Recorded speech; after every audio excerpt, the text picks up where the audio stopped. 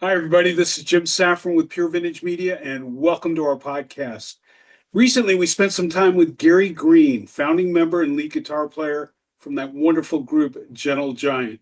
I hope you enjoy this podcast as much as I did. So please join me in welcoming Gary Green with Gentle Giant. I'm thrilled to have one of my guitar heroes, and they say that you don't want to meet your heroes, you might be disappointed. I doubt I will be with this humble man. Gary, welcome to Pure Vintage Media, and it's a Well, thrill thank you, to have Jim. you. Yes, Thank you, Jim. It's nice to be here. thank you And I very much. pick I your brains did, about some vintage gear here. that's Not that fine. I have any anymore. Listen, you know what? Either do I. I can't afford them anymore. So, but again, it's really about the tone, and I realized that a number of years ago. Me Uh, too. it's fascinating to look at the wood and all that. By the way, I think I might know where your old Les Paul is. Oh, really? Yeah, Where? I believe it's in New England. Okay. Well, that's fine. Yeah, yeah. I'm I'll let glad you. it's not in a case somewhere in the Far East as some kind of investment thing. Yes, Guitars are meant to be played. That's what they're for. absolutely. And when you can't do that, there's not a lot of point to them. But I never locked mine up in a cabinet, and if my kids stepped on them, that was fine. The thrill I got out of watching them pick it up was enough for me. And now I've got grandchildren that do the same thing, and I don't have anything worth that much money that it's going to break my heart. So uh, I'm well, glad you feel.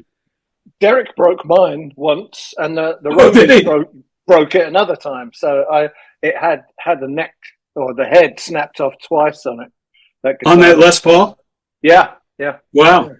One was in the middle of a show. Oh, jeez. That was No, you did.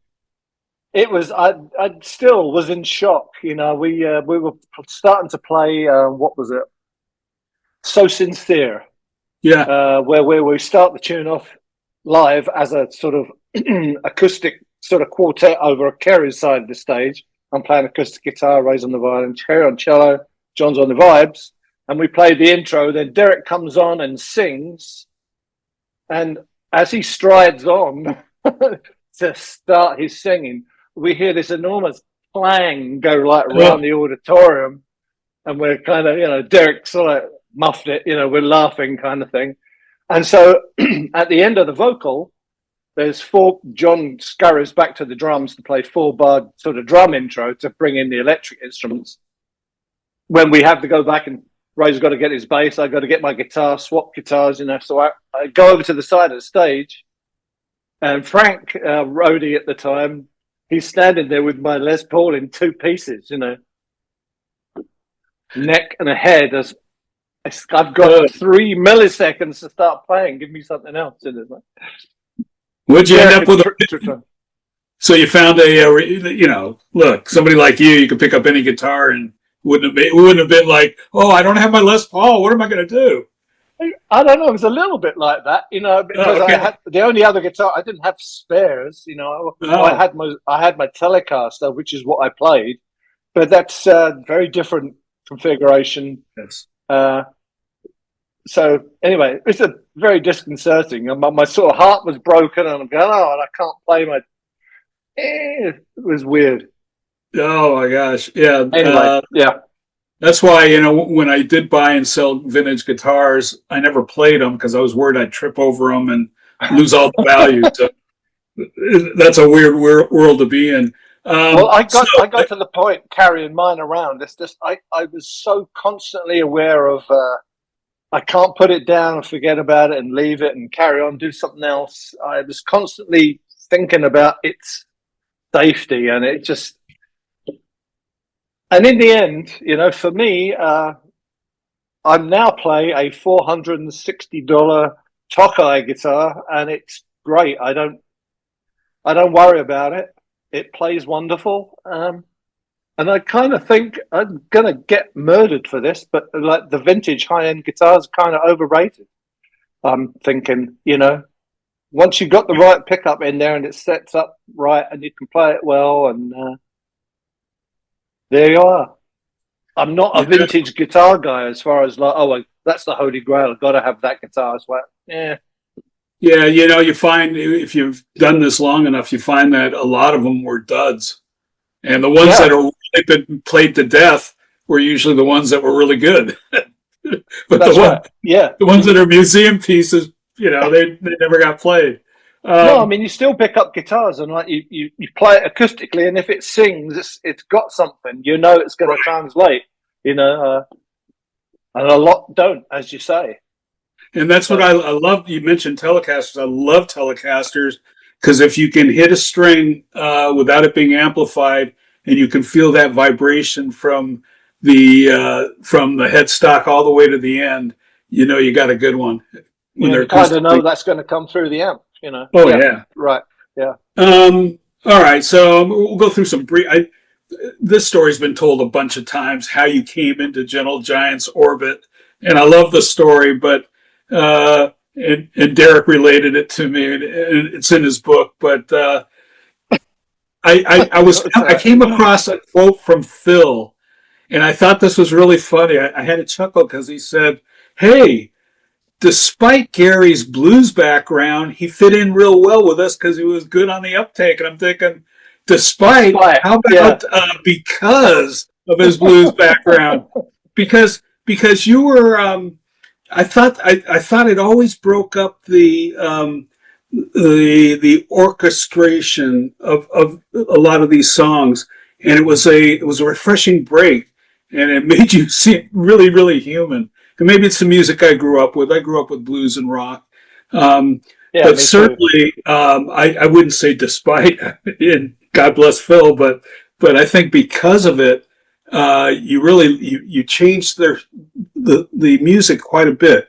I think, and Well, I think all of our influences contributed something to the total sound of Giant. You know, we all came from kind of different backgrounds. I, like you say, I was a jazz and blues kind of player, and Kerry was steeped in sort of church music and yep, classical studies and stuff. And the Shulmans, they were all from like a sort of soul R&B, quasi jazz, quasi classical sort of thing.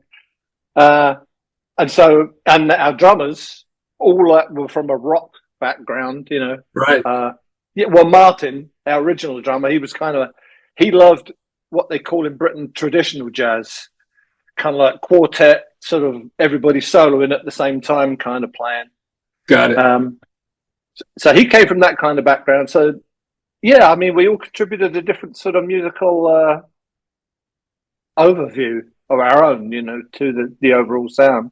But I think that's right. I think we we were able to sort of I was able with the blues thing to sort of soften the sort of hard kind of not classical, but sometimes it could be seen as a bit sort of rigid, you know, with the time Right. signatures and all this. And Sure. it was a way of like when John came in, he was able to sort of kind of put an end to all that nonsense, you know, that right, here's the beat. And then, you know, so Well, it just makes it more appealing somehow and sure. kind of easier for some people to understand the music because it's all relative to the beat, you know. And once there's a steady kind of pulse and a rhythm to it, what happens on top of it, you hear how it works in relation to the beat.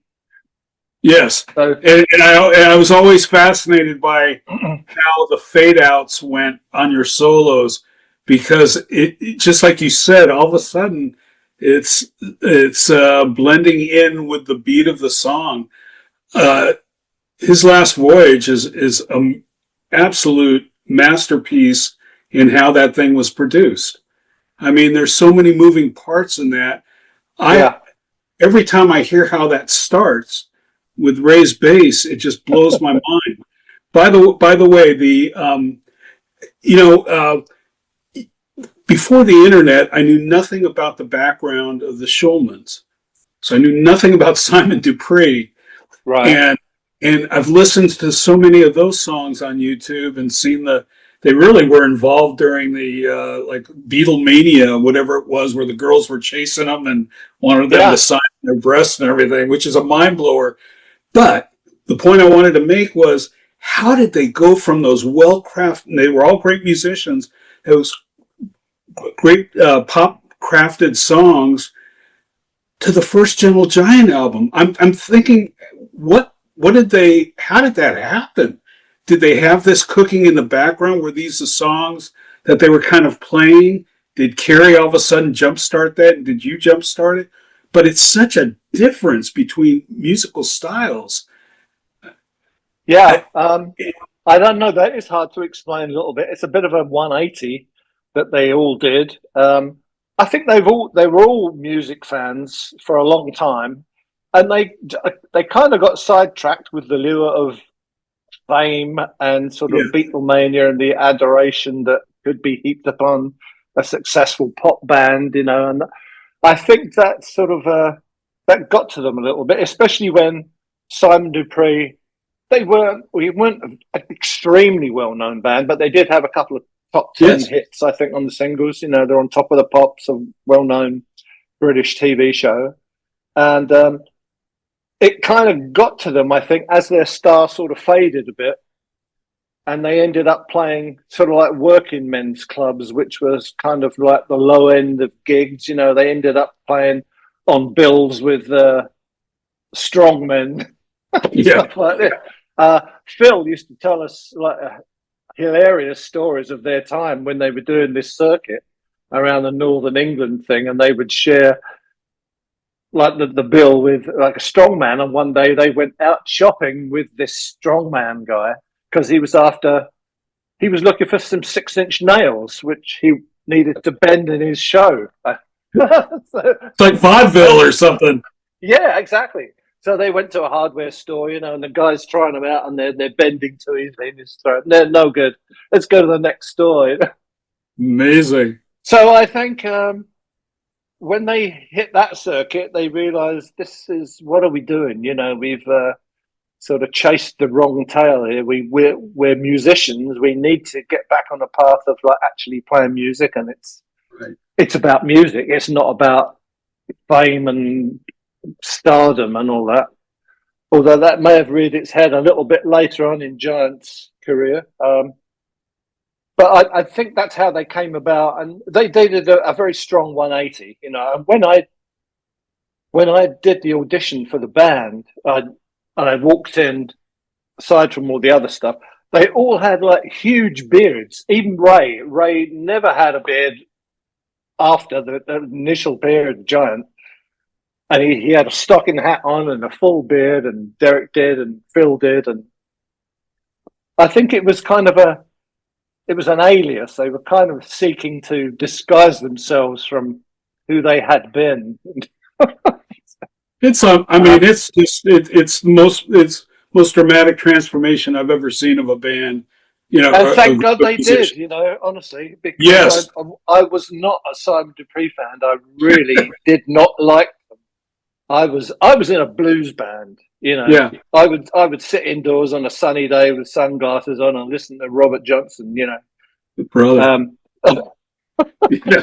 And and a soul show band, which is kind of what they were, was like anathema to me. And when I walked in and saw Simon Dupree and the Big Sound on the bass drum, it was a real cringe moment for me. I was, oh my God, what am I doing here? And thank God they turned out to be unlike that at all. Yeah. Completely.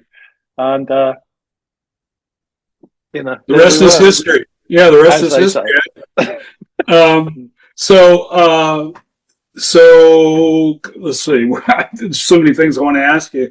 I grew up in Los Angeles, and before we started here, I told you I had the best job in high school. I worked at the record store right around the corner from the high school, and it was the thing because we were the first record store in the country, I believe. It was a gentleman from London that started. The name of the record store was Records Ltd. So that tells you everything you didn't need to know about the origins. But he was the first one to actually bring over UK pressings. And we were, okay. I was an audiophile at the time. How thick is the vinyl? all that stuff. Yeah. And the covers were had a glossy finish to them, Yeah. totally unlike the cheap stuff they were selling in the U.S. And alternate songs and albums that never quite made it over to the U.S. to be released. In association with that was Melody Maker magazine. I had never heard of it. And I think there was another one, New Music Express, but he Yeah. imported NME. these yeah. So he imported these publications. We sold them in the store, but given the intervals for postage to get from the UK to the US, they were always about a month and a half, 2 months behind. Yeah. So something would come out and say brand new supergroup. You go, oh, I'm pretty excited, and then the next couple months it'd say, oh, they broke up. You go, really? They never got over here. But I did know it was great because it gave you a preview of who was going to come, and every one of those groups was dying to play the Whiskey.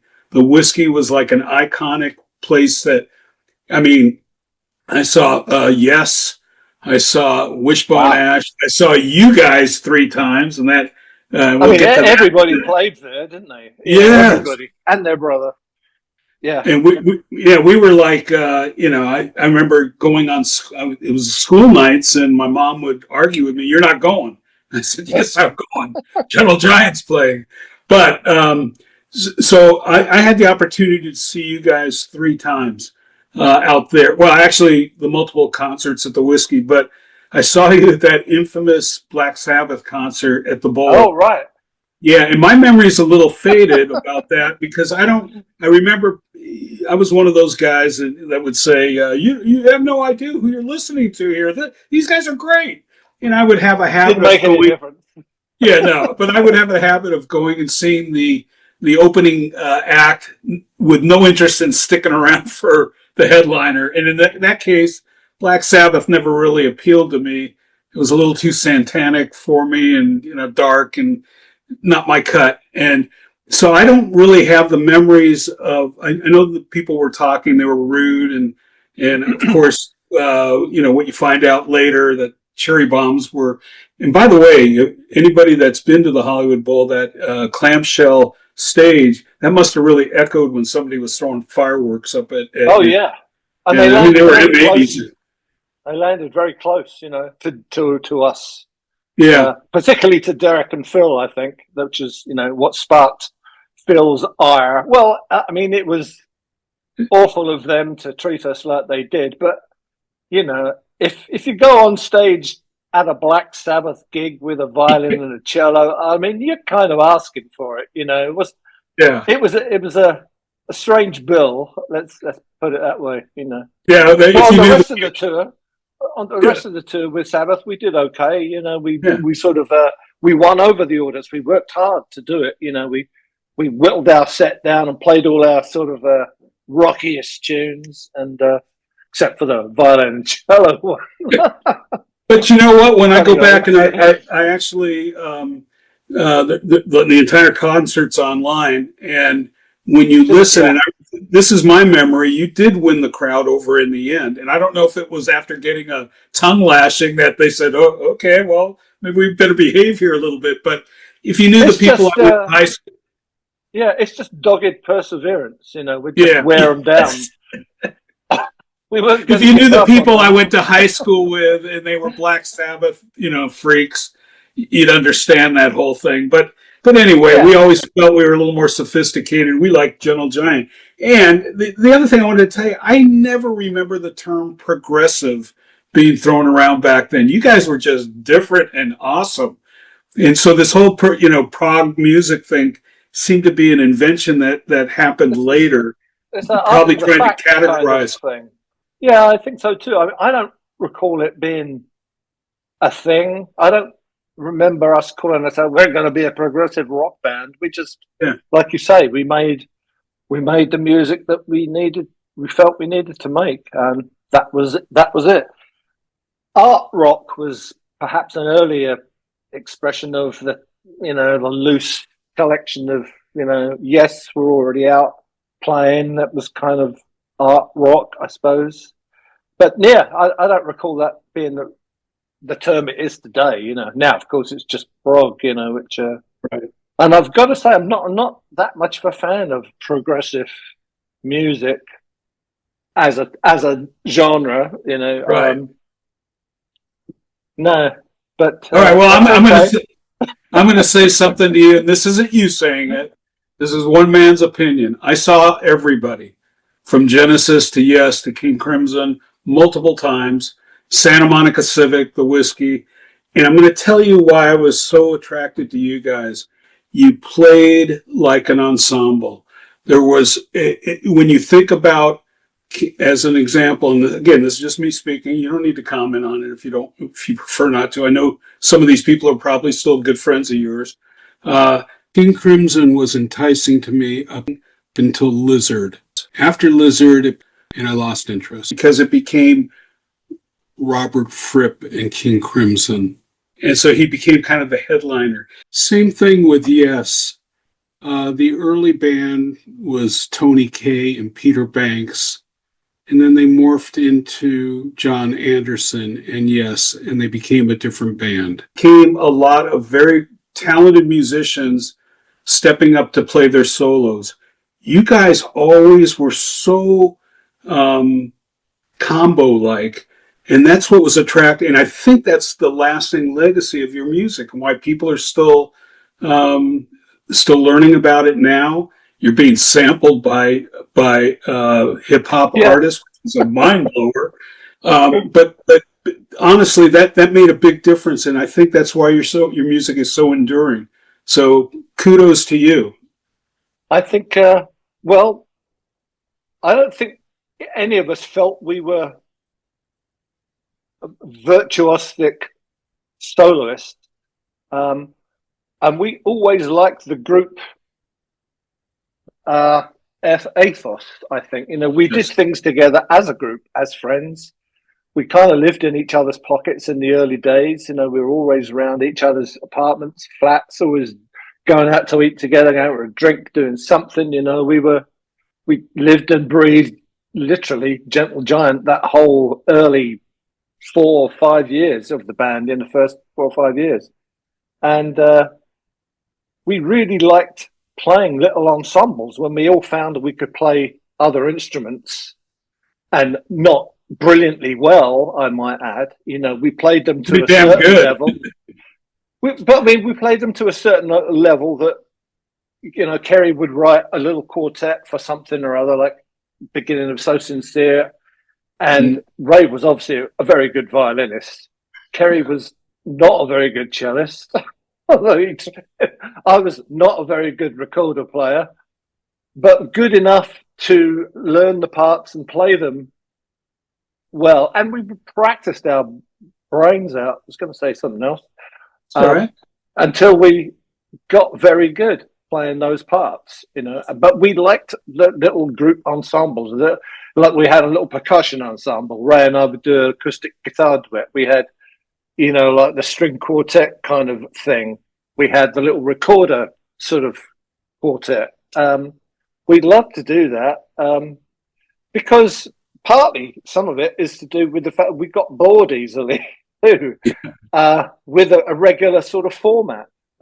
We needed a change often enough to sort of stimulate something else, and that you can hear that through the records. But some of the criticisms of our albums from the record companies were like, we'd give them an album and they say, well, it sounds like 8 different bands, and we would think that's a good thing, but they Yeah. wanted 8 of the same thing, different strokes, I guess. Well, what can you say about a band where the drummer can step from behind the set and play guitar? I mean, you Yeah, know, you love that, and I thought that the multi instrumentalist nature of the band also is so enduring.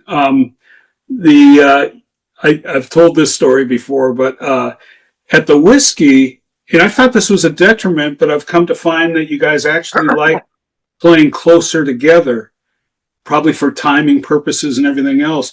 But that absolutely. stage at the whiskey was so tiny, and so Yeah, we're that all was that was too close. Yeah, there's great pictures of that, by the way, online. You guys are really crammed together, but It's really high yes. for a start, and it's really shallow. It's about 3 feet from the front of the stage to the back.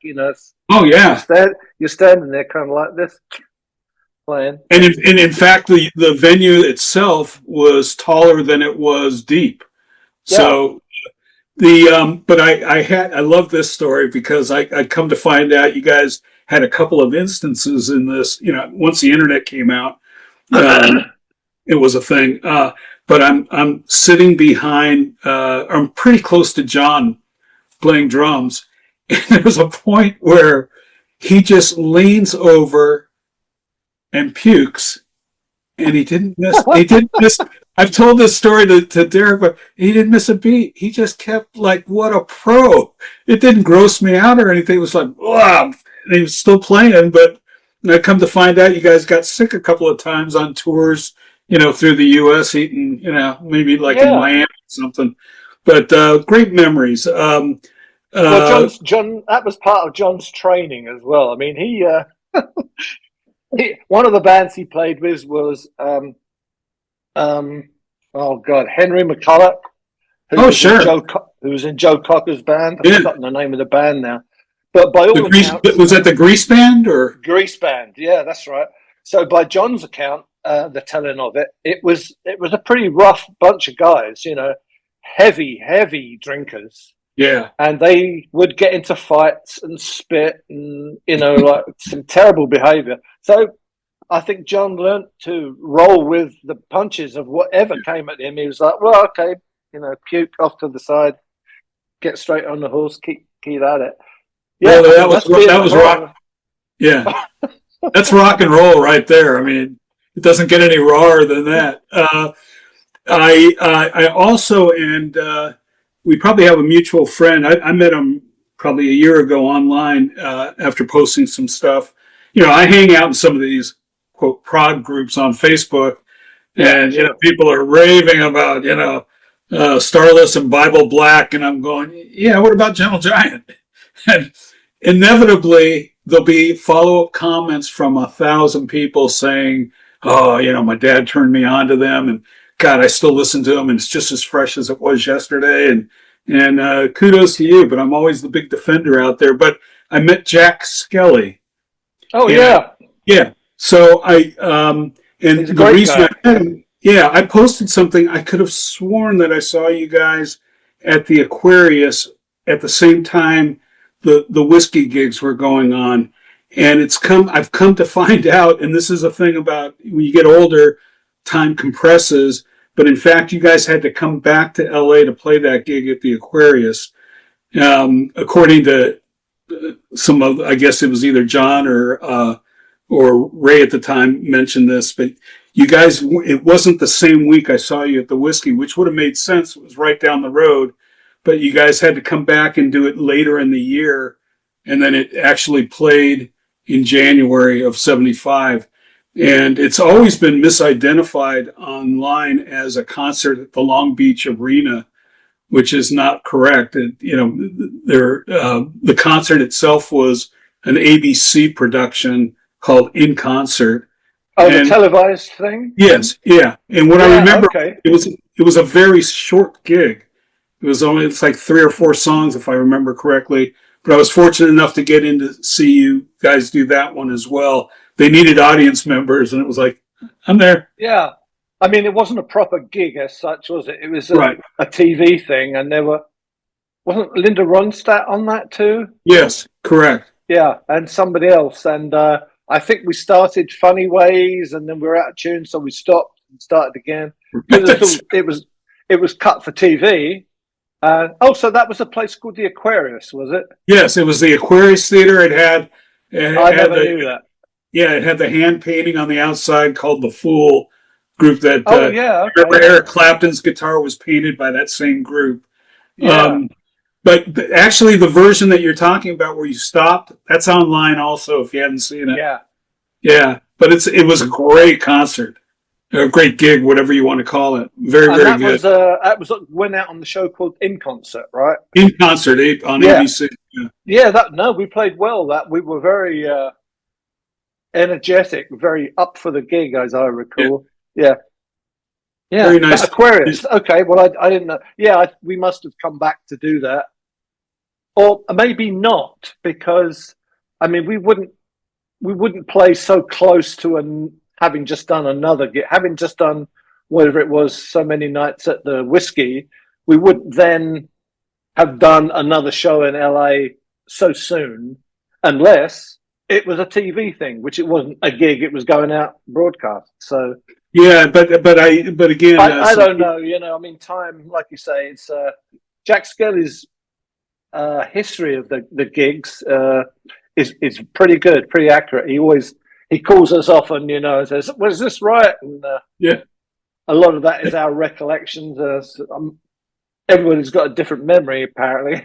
Yeah. And you're probably saying, "Is this really a thing?" You're tracking our tours through the years, but yeah, No, it's he's great, Jack. We've worked with him he a is whole lot to like get that as accurate as possible. He's wonderful. Yeah. meticulous, yeah, to say the least. But yeah, he corrected me, and I said, "God, okay, I could have sworn it was the same gig." Um, oh, who are given your background? Who did you really like? There's the blues greats, but were there any contemporaries at the time? Um, you know, the Randy Rhodes, the Eddie Van Halens. Did any of them actually speak to you They, at all? they were a little later than Yeah, when I started.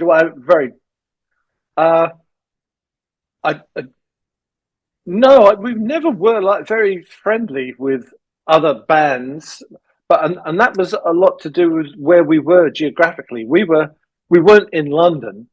We were right. on the south. We were on the south coast of Britain, and we were very much a kind of enclave to ourselves. We were here. We were, and there was the rest out there, and all Got the it. rest were sort of not enemies exactly, but not quite to be trusted. So our refuge is always each other, Yeah, and as a consequence, we have never socialized with other bands very much. More for us, I mean, it's stupid, like looking back and regretting the friendships or the meetings and collaborations we could have had, should have had, and not taken advantage of now. But that aside, I no when I started playing, I saw Clapton a whole lot early on. I saw Cream, about 13, 15 times yeah. in tiny little places like the Roxy. Um, and also another one I've forgotten I really liked and saw a lot was Rory Gallagher. Um, Love Rory Gallagher. Oh my I, God. I really like him. He's just a straight up from the heart blues player, little Yeah, trio. I saw him in so many little hole in the wall places, um, and he was very inspirational to me. He's like he just did it. He didn't let anything kind of stop him. He was just so full of confidence, and there seems to be a direct line from him to Thin Lizzy as yeah. well. The band I like too, and Phil was great. I saw Rory Gallagher a number of times at the Whiskey, and talk ah about every man. In yeah, between sets, he would be at the bar, and we bought him a beer. We're high school kids just going. Again, because of this record store, as soon as his first albums came out, we knew who he was. Oh, he's going to play the Whiskey. Great. He was such a humble man. He wasn't the rock star. He just, God, and I think I saw a quote years later. Was it maybe Muddy Waters that came to London and did a bunch of sessions with English musicians? And I'm pretty sure it was Muddy Waters for Chess, but he demanded that Rory Gallagher be one of the guitar players that was going to be oh there instead of the big stars who you think Clapton, Keith oh, Richards, that's and great. yeah, Rory was a I'm good. tremendous. I think Muddy's the man, really, as far as the blues goes. Agreed. Uh, Unparalleled, wonderful. Um, Yeah, I like Rory a whole lot. Peter Green, I saw a whole bunch too, and he was the sweetest player. Yeah. Really was great. I got to touch that guitar once. Yeah. Well, that talk about vintage guitars. That one's got a history. And guess Oh, what? doesn't it though? A broken headstock didn't affect the value of that one at all. You know, last time it sold, I think it went for $1 million to whoever the guy is in Metallica. I couldn't tell you any of their songs, but Kirk Hammett. yeah, Kurt. Yeah, he owns it Yeah, now. yeah. So, but that guitar actually passed through Charlotte at one point. Long story, I won't go into it, but it's had a very storied history. Um, the I was listening to some of my favorite solos by you. Call them, I wouldn't call them all solos, but of course, everybody loves Peel the Paint, and that one, of course, his last voyage. And I was listening to uh, the album, the first album, and you guys end it with that song "Why Not." Oh yeah. And I'm doing some housework, hadn't heard it in a while, and I'm listening to it, and all of a sudden I'm going, well, that kind of sounds like the Allman Brothers a little bit at the end. All of a sudden, you guys change tempo, and you're rocking it for about 2.5, 3 minutes, and it sounds like stuff I grew up with around here. And it's an amazing end to the song. Then you guys go into "God Save the Queen," I think it is. Uh, but how did that one seem different than Gentle Giant? Oh yeah. I mean, Yeah, I think we just needed some extra time on the record. Honestly, I there isn't. Sometimes there's not that much thought or planning or artifice that goes into composing a tune. You know, we had whatever it was, the whole thing of why not, yeah, and it was mostly that first album was a stage show that was recorded, so it was stuff that worked well live, and of course the end of why not, you play that big da da da da da. So it's got a whole big thing, and then it progresses through the tune, and then how do you end it? Well, you go into a shuffle beat. So that was just a kind of a shuffle beat stuck on the end of why not for live purposes, and so we recorded that first album as we played the live show. So, and that drum bash on Nothing at All, yeah.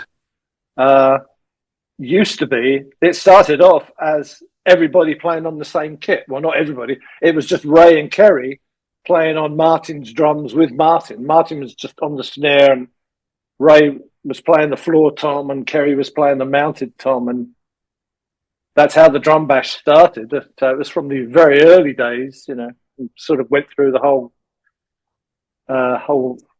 period of Giant there, morphing into different songs. Now, there's so many great albums, but the one that really still sings to me is Three Friends. And I think, and I told this to Derek, I understood the concept of the album when I was younger, but I still hadn't lived that life yet. All my old friends that I grew up with we were a tight group, and we all went our separate ways. I decided to do the college route and try and become a professional. I had other friends that pursued music and art, and then some of them that became mailmen and more blue collar jobs. And well, yeah, as time goes on, I listen to that album. I go, wow, how prophetic this is. It's kind of like everybody's life. We go separate ways. If there's one redeeming value of Facebook, not many, but it's that you can reconnect. It's the reconnection. Yeah, it's the reconnection. And yeah. My wife is very fond of saying, "Well, is that a real friend or is that a Facebook friend?" And I said, "Yeah, well, that's about at this point, yeah, at this point, most of my friends are from Facebook, to be honest with you. So I don't know. But it's an album that's just it wasn't an over the top concept album. It was very, very, It's a straightforward, simple concept, really. very modest. Yeah. Yeah, but it's true to everybody. It's a kind of an everyman story, Yes. and that's what's sort of kind of appealing about it, because it can relate. Everybody's got that in their life. You always wonder, well, what happened to that guy I knew in high school? And you all go separate ways. It's fine. But it gives you a chance to explore these different avenues. Yes. There's, you're thinking about it right now, aren't you? Thinking about You old do, friends. you do. It's like, okay, so it's funny. My first What band, happened? my first band in high school was a band called The Outcry. The Outcry. Yeah. Then we became the Insect. Anyway, the other guitarist in the band was a guy called Austin Big, and he made his own guitar somehow, aged 14. Wow. Brilliant stuff. Yeah. Sorry, but I was there. So I went back home and I told my mum and dad, I got this band. The other guitar player in the band is a guy called Austin Big. And my mum says, "Oh, that's an unusual name. The only other little boy I know called Austin was the guy who was born in the next bed to you in Hanley Road Hospital." And it turned out to be him, born literally in the next bed. So 14 years later, we're in the same band. Isn't that amazing story? See, when I told, so your mind goes back, what happened to those guys? Yeah. Yeah, so when I was relating all that to, I could see your eyes going, I wonder what happened to Austin. Yeah. It's the kind of album it was. Yeah, well, that's great. It. Music makes you reflect, and it makes you feel emotions, and I think Giant was especially good at that. I mean, most rock music is about strutting and macho and menswear and all. Yeah. No, there's much more, so many more emotions, as classical music does, as jazz touches. And that's what we wanted to do with music. We wanted music to mean something, to like pull you in many different directions. I love the fact that Giant music can just conjure these landscapes from somebody's imagination and our collective, whatever it was, ability to play, and it transforms you into another place. That's the magic of music, regardless of its genre. Will it be progressive or pop or rap, hip hop, whatever? It takes you somewhere, and that's the point of it. It's transporting. It takes you out of yourself, and that's what I like about it. Well, it reveals that the composers, the band playing it, have lived through similar life situations that you have. So, well, I'm always amazed when I listen to School Days, the tune. How does that actually take you back to memories of school? It does. It does. What's the trick of that? How is that? And is that intentional? How do you achieve that? There's a magic to it that I don't understand, and yet it exists. So I've got to ask you: is that because I think everybody's got their favorite albums, and it's really hard to pick through your discography and say, well, this one was the best. So, are you fond of Three Friends? Oh, absolutely. I'm fond of many pieces of ours. There's no one particular that sticks to me and says, yeah, that's the best. It's a whole palette of stuff from which, like, choosing your favorite food. I don't know. I love all kinds of food. So that's the for me with Giant. I mean, you could probably go and say our most consistent album probably is Freehand and or Power and Glory, if you like. But it's a very small difference. I love Memories of Old Days. Oh, that's good. Yeah, There's all kinds of stuff. So it's yeah, hard no, to it's hard to pick. yeah, It's I'm fine with that. yeah. There was something about Three Friends though that just hung with me. And maybe it was when I was getting close to the end of high school, and I was just starting to realize these concepts and these, we're all going in different directions, and there's a sadness to it a little bit. But we were saying, how does it transport you? It wasn't just the lyrics. The way the album was produced did that. And now you guys produced that yourselves, is that correct? We did, yeah. Yeah, we suddenly got bold after the second album with Tony Visconti and thought, yeah, we can do that. And a Well, fine job you did. we did an okay job with that. Yeah. I also got to say, I really like Malcolm's drumming on that album. I mean, that brings another sort of dimension to the band. He played Yeah. much more sort of as I don't know, like a percussionist. He played Yeah. more on that. John's a rock drummer, Yep. you know, um, and has his own finessing techniques. And Malcolm, he just a different kind of drummer, and it lent another kind of color brought another color to the Three Friends album. I think. I don't think John could have played on the Three Friends album, and I don't think Malcolm could have played on Octopus. Right. They were Right. definitely the right guys at the right time somehow. And now you've been able to play with Malcolm post Giant, correct? Absolutely, yeah. No, we rekindled our relationship after many years of not seeing each other, as Yeah. indeed was the case with the rest of Giant. There was a whole period there where we didn't, before the internet, before there was only like letters and Pony Express to Yeah. contact each other, that we didn't contact each other. And so the internet kind of brought us all back together. And it's done the same for every other band in the world, every subset of characters and friends, but it was great rekindling the friendship with Malcolm. I mean, it was at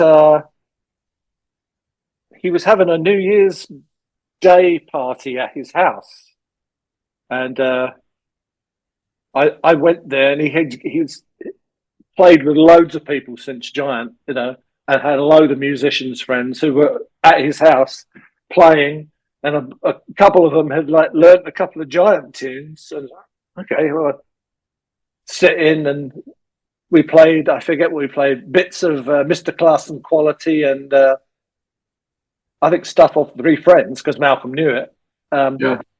And it sounded so good that we kind of wait a minute. Maybe we should play this. Maybe we should do this, And then that's kind of how Three Friends got formed. So it was lovely. I was looking for live versions of his last voyage, and I couldn't find any except for those that were performed by Three Friends. Right. And very well done. Who was the singer for that group? Well, there was a couple. First one we had was Mick Wilson, who was he sings with lots of people.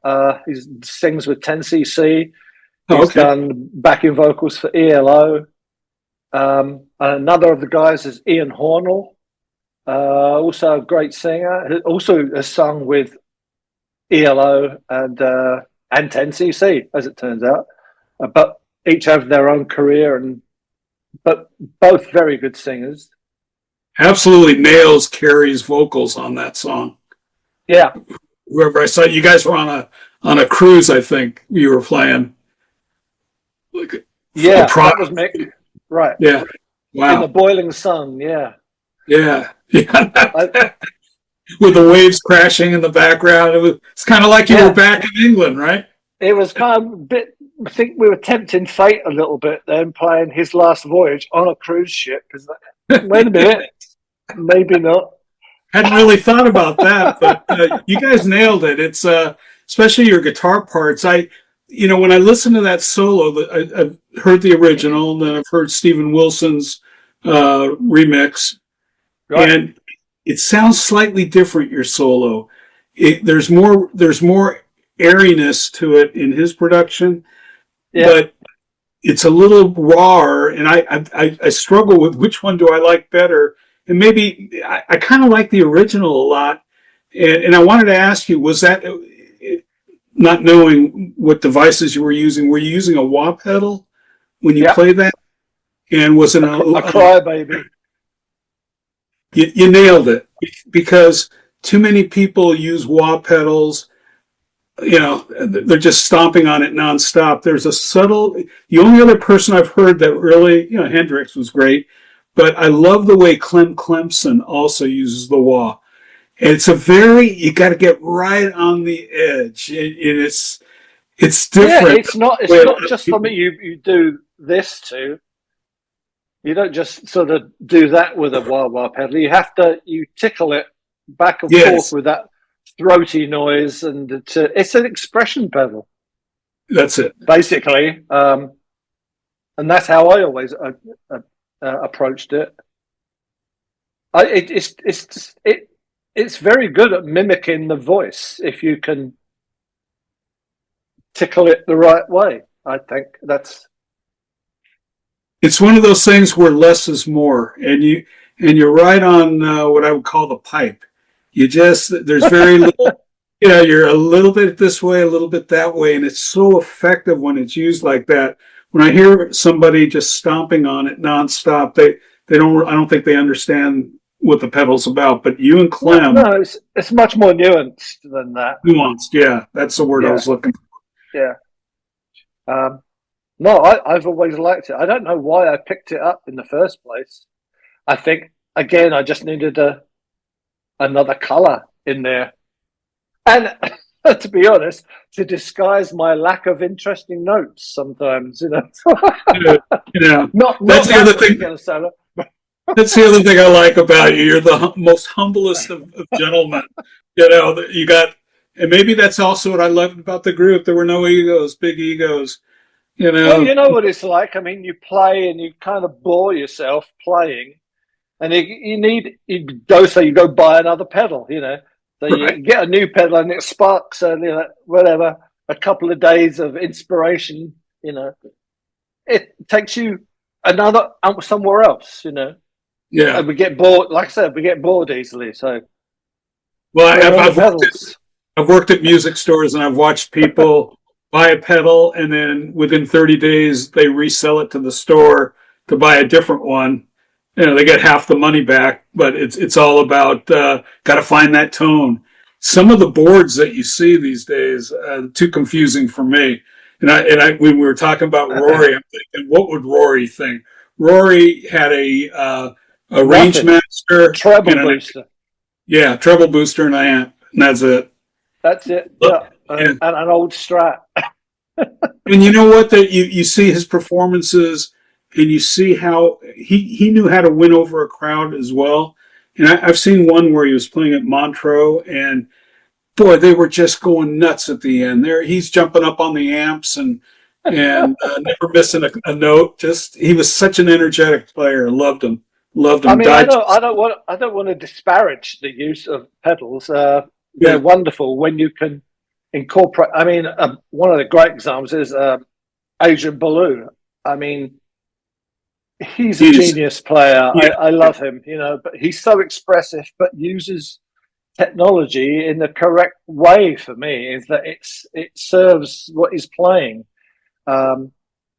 Just super. It's like, but I was looking at, you now because of the iPhone, you get all these feeds from whatever guitar magazines and stuff, and an article just popped up was everybody's pedal board, and Yeah. you look at these arrays and there's like I don't know 12, 15 pedals, and it's like it's taking it's the capitalist world at work there, creating a niche and then selling you something to fill that empty hole you feel you need. Yeah, yeah. No, I know what you're getting at. It's like I'm bigger than you are. Yeah, whatever.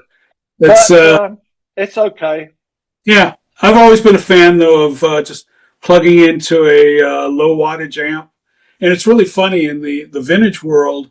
These big monster amps, they can't give them away anymore because nobody wants to lug them to a gig, and you're either playing directly into the soundboard or you're miking a low wattage amp. So You you know, don't want to buy my Fender Dual Showman there then. no, and I don't want to lift it up either. I know people that would, but even like the Fender Bassman amps that became a favorite of guitar players, the separate head and the speaker box, go for nothing. Ones that were made 1966, 65, they're really going for peanuts because people just don't want to lift that stuff anymore. But I can't, I know I can't anymore. that's, yeah, that part's true too. Well, the traveling now is it's changed gear. It's changed the gear that you can use because I mean throughout the Three Friends episode, I was getting on planes to England and sort of trying to get the smallest case I could get that would fit in the overhead rack because I wasn't going to throw it in the luggage. I wasn't going to check it, and you can't travel with an amp. So you specify an amp at the other end. So you try and manufacture a sound that you can take with you. And now that whole technology is well advanced. What with modeling and stuff. Yeah.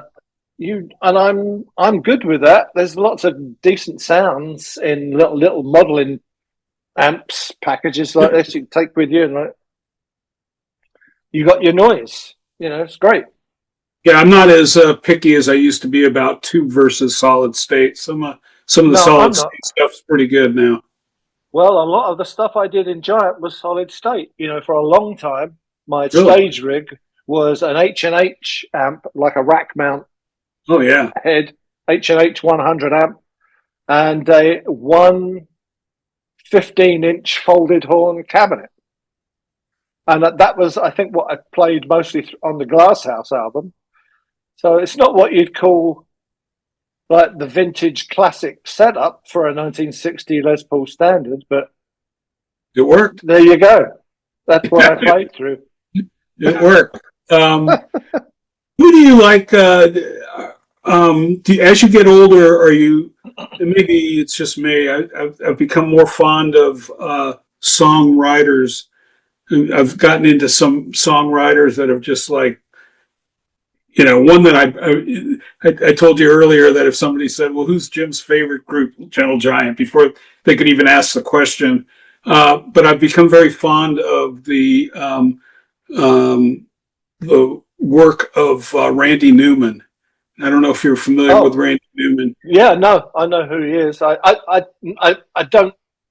haven't explored his catalog, but all the hits that I've heard him do and his output, he's super. He's an incredibly good songwriter.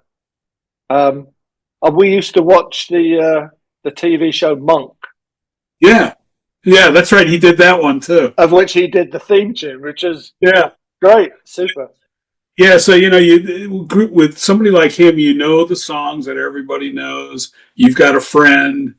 But when you go back and you hear something like he did the soundtrack for Ragtime, and it's an interesting thing for a guy that grew up right outside of UCLA in LA, but he spent his youth in New Orleans because that's where his mom was from. Oh, so okay. I can hear that in him. Yeah. Yeah, so he's got this broad understanding of he loves Sonny Boy Williamson, or he does. And it just it's incredible catalog. But what I find interesting is being able to translate his music onto a guitar while he's playing keyboards, and that's actually improved my playing quite a bit. So you, like Derek, decided to move to the States, which is very interesting. And I guess the commonality is a woman in your life, right? That's right. Yeah, we both married Americans. Well, so did Ray, as it turns out. Oh, I didn't Yeah, know. Yeah, okay. yeah. Barbara is from Beaver Falls, Pennsylvania, which Now, is does where she Joe still Namath live? is from. Yeah, does she still live here in the States? No, lives in London. Ray and her have lived in London forever, Yeah, uh, and loved it. You know, they were mm, very much arty, sort of following. Like would go to lots of concerts, yeah. art exhibitions, installations. Uh, very involved with all that, of course, and Ray was. So yeah, but I had married a girl from this little town that I live in. Um, we met. She was working for a promoter in Denver when we were on tour, and we got together and we lived in England for a little while. Our son Chris um, had a couple of years at school in Britain, and it didn't work brilliantly for him. And just the way things changed, we ended up back here in her hometown, and it's been great. So, and then Derek, I don't know where he met Sharon. Well, Derek used to have this thing whereby when we would tour the States, we'd get to the hotel and then pull out the phone book and look for any Shulmans. And then he'd start phoning these Shulmans Yeah. to see if any of them were related, you know. And I'm pretty sure that's how he met Sharon, his wife. Not that she was, I mean, it's very distantly Yeah, right, related, right. you know. Um, but yeah, that was one thing he used to do. Is interesting. And That's unbelievable. I used to do the same thing before the internet. No, I moved from Los Angeles, almost cold turkey, landed in Raleigh, North Carolina in the oh early right, '80s. And that's the first thing I did. I started going through the phone. There aren't any Safrans. Now with the internet, I found relatives and long lost relatives. And I think it's partly our background, being Jewish. That's just something you do. You want to know if there are any of your distant relatives in the area. Um, well, yeah, because a lot got you spread out a whole lot back in the yeah, day, all over the you know, planet. you um, I watched you. I think this is so cool, and I could tell you were truly touched. I watched your ceremony getting your star in Princeton. Yeah. I thought that was so cool. I thought your son telling the story about the dog taking a dump at the studio was hilarious, and you having to clean up. And the way you describe, well, the carpet's that kind of really deep, whatever, and you really had to get in there. But I had kind of that same Doc Hollywood type experience where if somebody had told me in 12th grade you're going to be living in the South, I would have laughed at them. And if they said you're going to be marrying a woman from Charlotte, I would have laughed at them. And then, 40 years later, 4 grandchildren, 2 daughters. It's amazing. And again, why does that Three Friends album touch me the way it does? I think it's that you guys nailed life experiences. You do that in so many of the albums. Oh my God. Anyway, Thank you, Jim. I That's thought good that to was hear. very touching. Yeah, and I could tell you were tearing up a little bit because, and if you look at there are a lot of towns that look just like Princeton in North Carolina. The Yeah, downtown still has a theater like that. that's Um, right. you, All over. People in like big cities, and again, I grew up in Los Angeles. You just don't know unless you travel internationally, unless you travel throughout the country to different states. You miss a lot. You miss a lot about America and the world. And I'm fortunate that I've been able to do that. I don't know. It's No, I gosh, agree with you. I mean, I'm a Londoner, you know, and I love London to pieces. It's just a brilliant city with so much to do, to explore. I love the history of it all, but the traffic and the noise and the people and the weirdness really of living in the city. Like Chicago and New York. I mean, again, wonderful cities. I don't think I could live in one anymore. Yeah. It's not where humans are supposed to live, all like cramped together. I don't think. I think the trees and the grass and the plains and the sea and all that just rings much truer to me. And I think to the most of the guys in John lives in the wilds, pretty much in Wales, in Britain. Always has. He's had the same house now since when he joined the Wow. band. And it's just a tiny little place on the edge of a little village, on the edge of the Brecon Beacons, which is a mountain range in southern Yeah. Wales. And he loves it there. Always had. It's freedom. Honestly, it's just there's no crowding. There's no imposition of someone else's something on you. Anyway, that's very maudlin, really, isn't it? But that's fine. No, but I enjoy, I'll go out and it's been a while now, but I'll go out and I'll see my old friends in LA and eat some new fancy food that hasn't worked its way across the country yet to be a thing. But when I get on that red eye flight and I wake up and we're landing in Charlotte and the spread of trees everywhere, it's like, that's where your heart wants to be.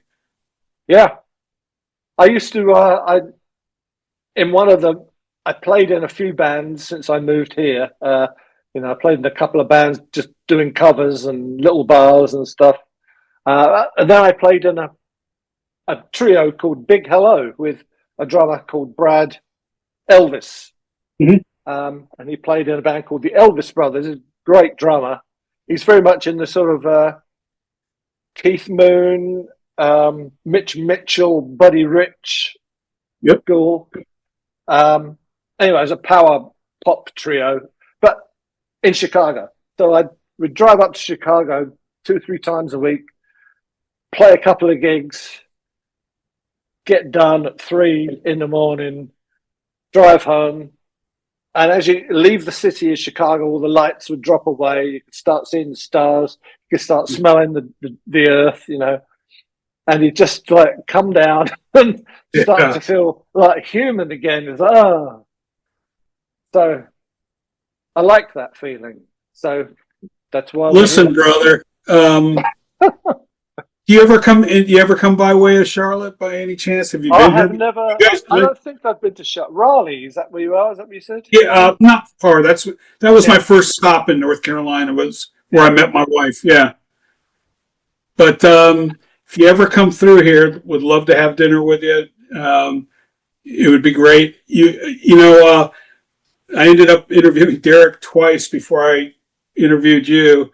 Uh, and don't tell him I said this, but you were always my favorite Giant brother. And there's something, I don't know, I always connected with you. You guys were so wonderful. You were wonderful. I hate the phrase, the soundtrack of my life and all that nonsense. But the It's truth true. is, it is so true. And it's just a trite way that people say it now, and they say it in a flippant way. But the truth is, um, you've been there with me through good, through bad. I shared with you, we just lost my mother-in-law yesterday, as a matter of fact, and his last voyage was just so poignant and broke me out into tears thinking about her life. Um, I don't know any other groups that have like captured that kind of emotion the way you guys did. And you're right, a lot of rock music is cliched and just about strutting around and this wasn't the same. You guys were just magnificent. Thank you. That's great to hear.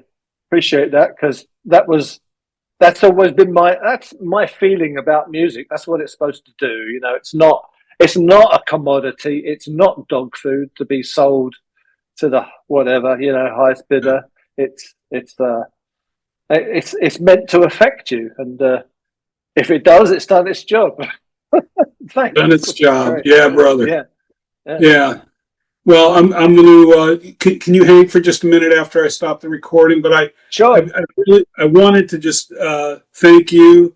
I know my audience is going to just love seeing this interview because I like the backstories. We could talk about chord progressions and time changes, and we did a little bit, but truthfully, I like to hear about your life, and I find that so much more interesting in these podcasts. So thank you so much. You're absolutely welcome, Jim. Nice to do it. Thank you, man.